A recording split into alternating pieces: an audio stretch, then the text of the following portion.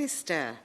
Mr. Murray, it's a pleasure to serve under your chairmanship, and as a civil engineer, nothing gives me greater pleasure than the opportunity to hear a speech about a bridge.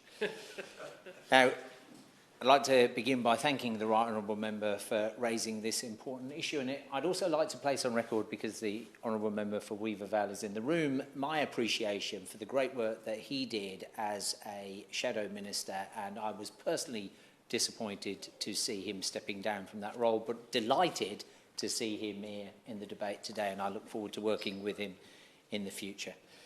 So I'd like to begin by celebrating the Right Honourable Member, her tireless work and campaigning for Tatton, not only in relation to Winnington Bridge, but for wider investment across her constituency. It's clear from the speech that she deeply understands the rich history and the present needs of the community in Tatton.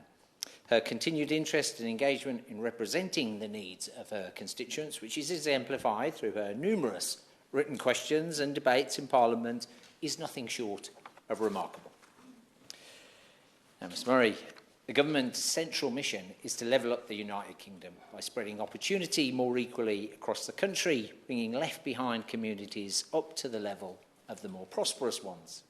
I'm delighted, therefore, to have this opportunity to set out our ambitious plans to address this and ensure the success of the whole country, realising the potential of every place and every person across the UK. And we've already made good progress towards levelling up through initiatives such as rolling out gigabit broadband, introducing a fairer school funding formula, opening free ports, increasing the national living wage, recruiting more police officers, and creating local mayors with powers devolved from Westminster. But as I'm sure honourable members will agree, we must go further, as this is where the Levelling Up White Paper comes in. To build on the billions of pounds already invested in local areas over the past few years, funding which has benefited places across the United Kingdom, including the Right Honourable Member's constituency of Tatton. This is our plan for reversing this country's striking geographical inequalities and radically improving the United Kingdom. Through a mission-based approach, the White Paper will boost productivity, pay, jobs and living standards by growing the private sector, especially in those places where they are lagging. The White Paper will also promote a more equal spread of opportunities and public services, especially in those places where they are weakest. Perhaps most importantly, the paper will help to ensure a sense of community, pride and belonging in local places, empowering local leaders to drive this forward. Whilst the strategy is set, I know that honourable members are really interested in what this really means for their local places and communities. I'm proud that my department will deliver the £2.6 billion UK Shared Prosperity Fund, which will trailblaze a new approach to investment and the empowerment of local communities to level up and build pride in their place. The fund is a central pillar of our ambitious levelling up agenda and a significant component of its support for places across the UK. I'm sure the Right Honourable Member for Tatton will be pleased that Cheshire West and Chester were allocated almost £13 million of funding through the UK Shared Prosperity Fund, with over £13 million also allocated to Cheshire East. Importantly, new initiatives announced in the White Paper will build on the success of a wide array of funding schemes which are already in progress. Through programmes like the Levelling Up Fund, which has been raised today, the government is already providing crucial capital investment in local infrastructure across the United Kingdom. To help the government maximise the benefits of this vast funding landscape, we'll also set out a plan to reduce the unnecessary proliferation of individual funding pots and streamline our bidding processes. Through this work, our funding simplification, we will also promote robust monitoring and evaluation, whilst ensuring tailored investment to the local institutional landscapes. Now, I'd like to talk in more detail about the Levelling Up Fund and touch on what the government has already been doing to level up local places and invest in communities. The Right Honourable Member for Tatton called this debate to discuss this funding, which is investing in infrastructure that improves everyday life for residents across the UK. The second round of funding will look to build on the success of round one, which saw £1.7 billion awarded to 105 successful projects across the UK. This included £232 million awarded to 12 successful projects in the northwest of England, the highest funding award for any English region in the first round of the fund. We recognise that community pride, like that in Winnington Bridge, is incredibly important. This is why the Levelling Up Fund is focused on regenerating town centres and high streets, upgrading local transport and investing in cultural and heritage assets. These are themes that I know honourable members and their constituents are interested in and is a key part of the Levelling Up agenda. Indeed, the right honourable member for Tatton will be aware that the Department for Transport investment in the constituencies of Tatton and Weaver Vale and wider Cheshire and Warrington have been considerable, with over £470 million allocated in recent years.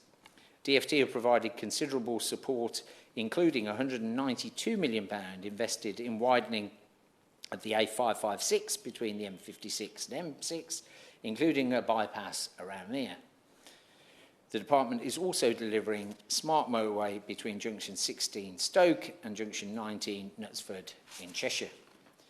Cheshire has also benefited from significant funding to improve local rail infrastructure, including up to £50,000 for the Restoring Your Railway Round 3 Ideas Fund, catchy title, to develop an early stage proposal to reinstate passenger rail links between Middlewich and Gadbrook Park.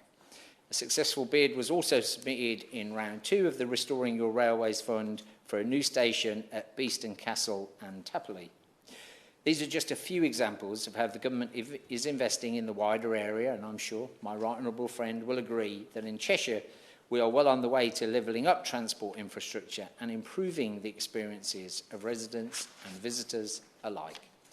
In recent years, our towns and high streets have... I will, of course, give way.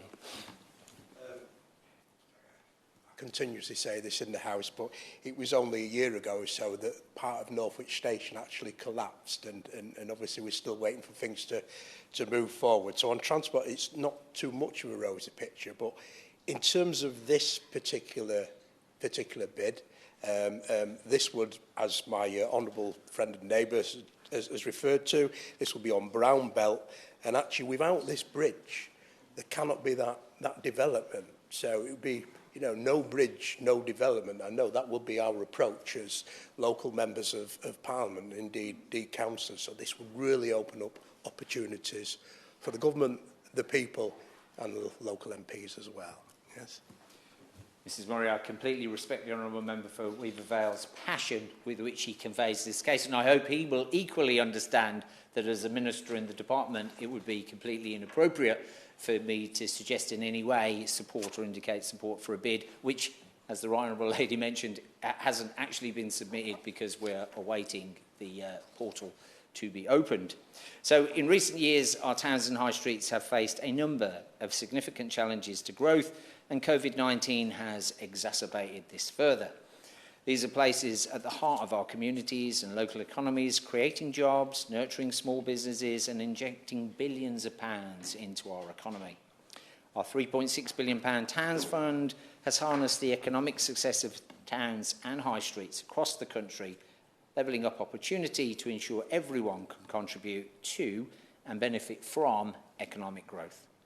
As the right honourable member for Tatton will be aware, over £69 million of the Towns Fund has been committed across Cheshire via the Crewe and Warrington town deals and several successful bids into the future High Street Funds competition. As honourable members may know, the Levelling Up Fund is competitive, with funding distributed to places across the UK on the basis of successful project selection.